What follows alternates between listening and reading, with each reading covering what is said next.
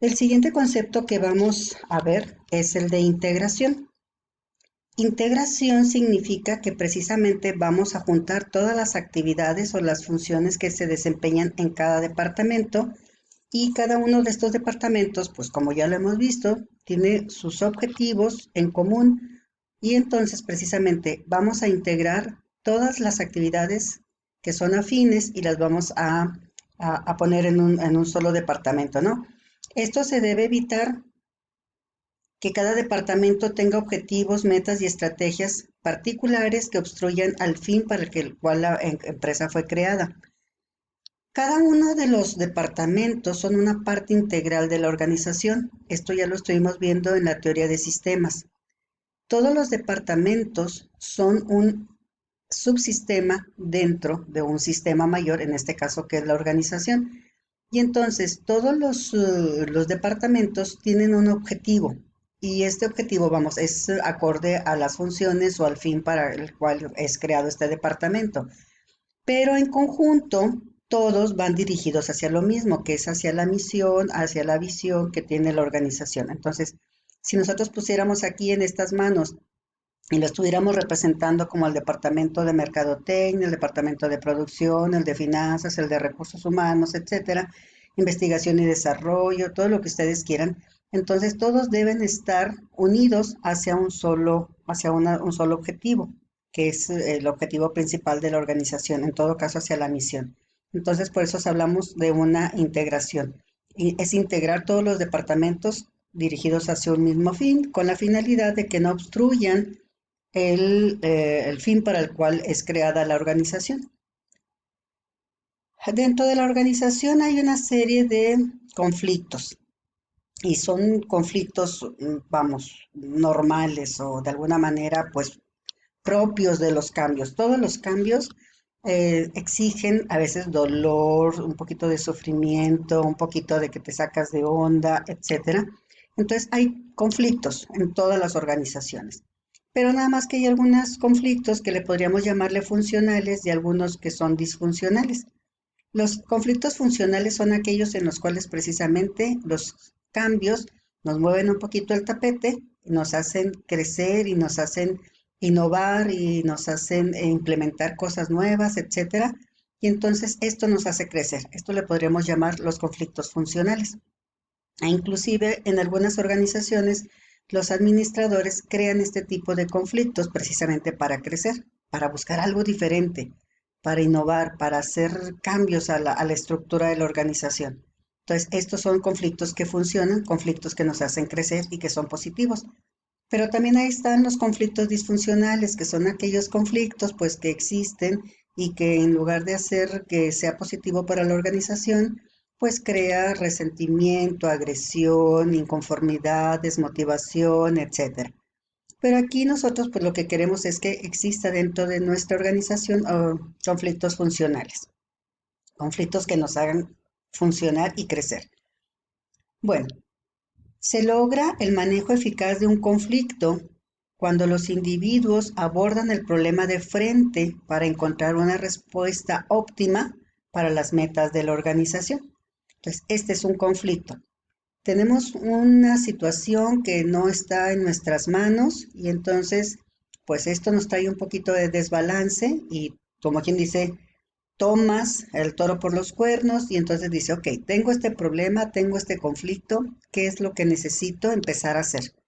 Y entonces esto hace pues que la gente vaya creando, vaya aportando nuevas ideas y sobre todo si tienes un equipo de trabajo funcional o un equipo de trabajo autodirigido, pues bueno, esto inclusive puede ser hasta un reto, ¿no?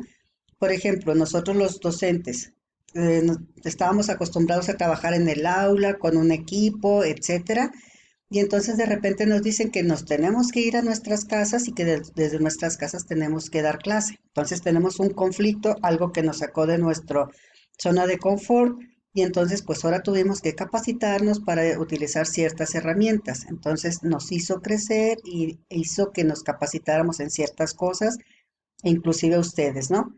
Entonces, ves de frente el problema y tratas de buscar una respuesta óptima. Hay un conflicto laboral, hay cambios, hay eh, se deprecia el dólar o el peso, hay un conflicto económico, etcétera. Entonces, pues bueno, ¿qué es lo que tienes? Un problema, lo tienes que agarrar de frente y buscar la mejor resolución a este problema.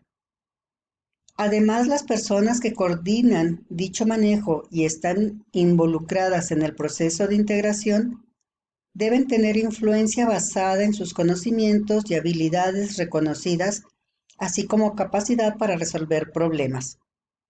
Si ustedes recuerdan, en administración e inclusive en el libro de Guizar Montúfar, que es el que estamos utilizando, en el capítulo anterior, que son los procesos humanos, hay una evaluación acerca de la forma en que nosotros resolvemos los problemas o la forma en que nosotros dirigimos a un grupo, por ejemplo. Y entonces, haciendo un recordatorio, se le llama el grid gerencial. Y en este grid gerencial tenemos en el eje de las X, tenemos lo que es producción, y en el eje de las Y, que es la forma vertical, tenemos las personas. Entonces nos podemos encontrar que cuando nosotros nos encontramos en el cuadrante 1-1, se los voy a explicar más adelante con una gráfica, con el 1-1, que le damos poca importancia a la producción y poca importancia a las personas, pues tenemos un tipo de administración muy deficiente. No nos importan ni las personas ni nos importa la gente, no sé, nada más vamos a que nos paguen en la empresa. Tenemos el 9-1, el 9-1 que es 9 producción y 1 las personas. Aquí nuestro tipo de actuar es muy autocrático y nada más queremos imponer nuestras ideas y las personas no nos importan mucho. Entonces tenemos un conflicto. Aquí en este caso, la forma que manejamos el conflicto es de una manera muy autoritaria e impositiva. Tenemos en el otro cuadrante, tenemos el 1 en las X y el 9 en las Y. Entonces, 1 en producción y un 9 en las personas. Aquí en este tipo de administración es el que le llaman del club campestre. No te importa mucho la producción, la empresa, las ganancias, lo único que quieres es quedar bien con las personas y a este tipo de administración se le llama del club campestre, porque buscas mucho la aprobación de tus colaboradores, pero la producción, pues no, tú lo que quieres es que la gente esté cómoda, que esté contento, que le caigas bien. Pues tampoco este tipo de administración y este manejo de conflictos es muy saludable para las organizaciones. Tenemos el del camino medio, que es el 5-5. 5 producción en el eje de las X y 5 en el eje de las Y.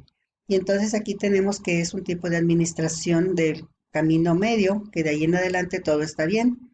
Y tenemos el otro tipo de administración que es el 9-9. 9 en producción en el eje de las X y 9 en el de las Y. 9-9, que es el tipo de administración pues más funcional. Y entonces aquí le das mucha importancia cuando tienes conflictos en la producción y también le das mucha importancia cuando hay conflictos entre las personas. Te interesa que estén bien, que estén motivados y es un tipo de liderazgo pues bastante funcional. Entonces, cuando tú tienes un conflicto, ¿de qué manera lo manejas, no? Se los voy a poner una diapositiva con esa gráfica para que la recuerden. Ya tuvieron que haberlo visto ustedes en la administración básica. Entonces, aquí tenemos otro que es la intervención del diseño de la estructura. ¿Cómo vamos a diseñar la estructura? Recuerden ustedes que estructura, pues es el organigrama, como quien dice, ¿no? Todas las organizaciones tienen una estructura y le vamos a crear esta estructura de acuerdo a los diferentes departamentos y esto es lo que nos hace la diferenciación y de alguna manera también la integración, porque cada uno de los departamentos se integran para lograr el objetivo o la misión de la empresa. Entonces aquí tenemos la estrategia. No, primero les voy a poner esta parte. Implica el estudio de las diferentes opciones de conformación estructural que pueden tener las organizaciones. Voy a darlas en estas clases otra vez un repaso a lo que son los diferentes tipos de departamentalización. Departamentalización por cliente, departamentalización por producción, departamentalización matricial, por proyectos, etcétera. Entonces, todas las organizaciones tienen un diseño estructural y esto es precisamente cómo vamos a conformar las estructuras de las organizaciones de acuerdo a nuestra misión. Contempla dos aspectos básicos que enfrenta la organización.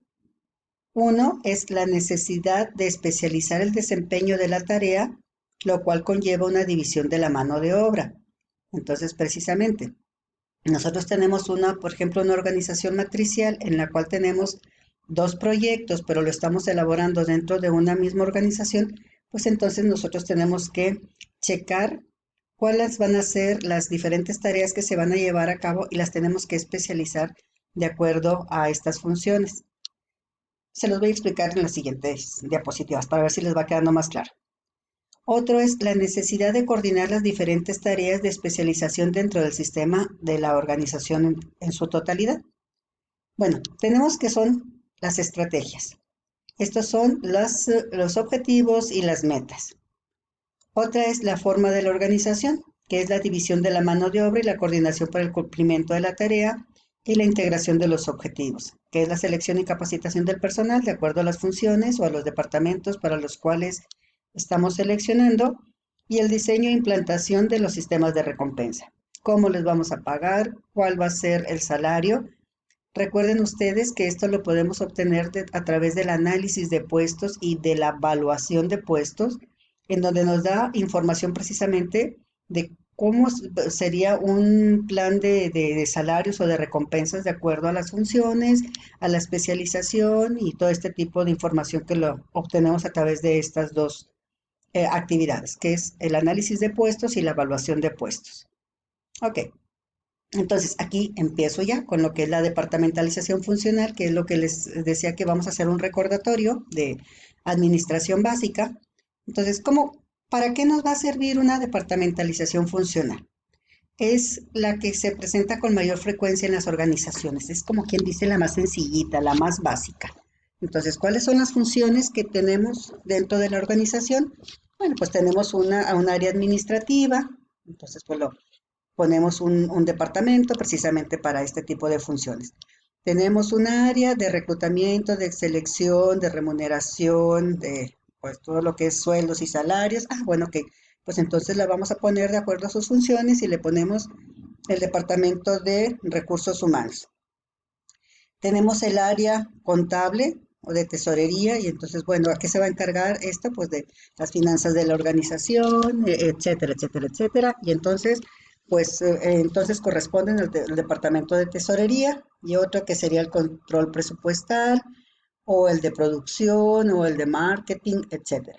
Entonces, este tipo de departamentalización es como la más sencillita y la más funcional y la que se utiliza con mayor frecuencia en las organizaciones, sobre todo porque son empresas pequeñas. Aquí tenemos una departamentalización por proceso o por producción, y entonces es lo que les mencionaba. Esta se va a diferenciar de la departamentalización funcional porque aquí precisamente estamos hablando de áreas de proceso de producción en lugar de departamentos específicos, en lugar de departamento de mercadotecnia, departamento de contabilidad, etcétera. Este está hablando más de procesos o de área productiva. Entonces tenemos la jefatura de producción y tenemos el área de corte, tenemos un área de pespunte, un área de ensamble y un área de adorno. Entonces, esto le llama departamentalización por procesos. Aquí tenemos una departamentalización geográfica por productos o clientes y es el que más utilizamos en el caso de bueno, vamos a ver primero de la departamentalización geográfica. Por ejemplo, Comisión Federal de Electricidad, una empresa enorme que tiene una gran cantidad de departamentos y entonces inclusive está a nivel de toda la República Mexicana. Y aquí lo que nosotros podríamos poner aquí, por ejemplo, Comisión Federal de Electricidad. Y tenemos diferentes divisiones, una que está en el norte o en el centro, o la división norte y la división sureste. Aquí estamos hablando de un tipo de empresas grandes o que abarcan diferentes áreas, por ejemplo, aquí en la República Mexicana. Aquí tenemos lo que corresponde a ventas regionales y entonces, bueno, aquí en este tipo de departamentalización corresponde a las ventas de la zona centro, a las ventas de la zona norte y a las ventas de la zona sureste y es un tipo de departamentalización geográfica. Ahorita les explico en la siguiente clase dos tipos de departamentalización porque me quedan 10 segundos. Recuerden por favor de enviar con tiempo sus actividades para que lleguen también en la fecha señalada.